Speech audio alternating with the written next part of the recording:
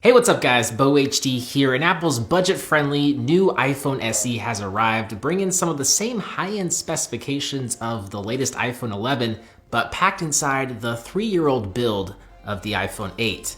So if you want a new iPhone without breaking the bank, and you don't really care about having the latest and flashiest design, the $400 new iPhone SE is probably going to be perfect for you. It comes in black, white, and product red, which is the model I went with because Apple is donating a portion of the proceeds to combat COVID-19. So the unboxing is going to be pretty similar to every other Apple product. Inside, first and foremost, we have a packet containing some paperwork and get started guide along with some Apple stickers. Underneath, we have the iPhone 8, the iPhone SE in all of its product red glory. Last but not least, there's the tried and true Apple EarPods with Lightning connector, since there is no 3.5mm headphone jack in this phone. There's a Lightning to USB charging cable and a standard 5-watt wall wart. Taking a look around the SE, I gotta say it has a very nostalgic feel to it since it's nearly identical to the iPhone 8. I like to get rid of older devices, so it's been a while since I've got my hands on an iPhone 8. There are some subtle changes, like the Apple logo on the rear has been moved down slightly, and there's iPhone branding on the rear here, but other than that, it's very similar.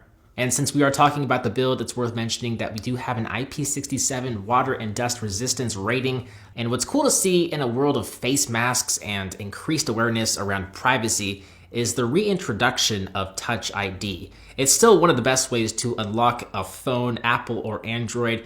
And if you remember, the home button in the iPhone 8 was updated to feature no moving parts. So the feedback you get here when you press it, it is via the vibration motor, and it doesn't actually physically click. It doesn't really impact daily usage, but just a fun fact I thought I'd mention. Other than that, we have a 4.7-inch 720p LCD display with crazy thick bezels for today's standards, that is. The display hasn't been updated, but the processing power has. It now features Apple's A13 Bionic chip, the same chip found in the newest flagship iPhones, and the latest version of iOS with guaranteed updates for, I would say, at least the next few years, probably quite a bit longer, let's be honest. Apple has a great track record. The iPhone SE is also going to be one of the quickest phones around since it doesn't have a ton of pixels to push, and the A13 chip is one of the fastest mobile processors around. It even performs very well against the Qualcomm 865 chip. Now, there is just one 12-megapixel main camera on the rear. Apple hasn't said if it's the same sensor found in the iPhone 11, but upon first impressions, it can capture some very good shots, definitely on par with some of the newer iPhones. I have to obviously test this more, but upon first impressions, quality is looking pretty sharp.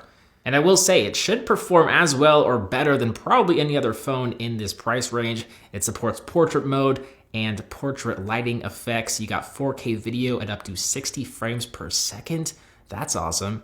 The only thing that's really missing here is a night mode. Maybe we'll see it in a future update, but probably not.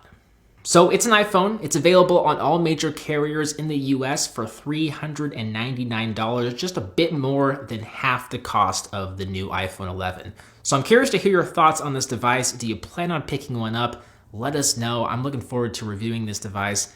As always, I'm BoHD from PhoneDog.com. Thanks for watching. Hope you enjoyed this video. I'll see you right back here in the next one. See ya.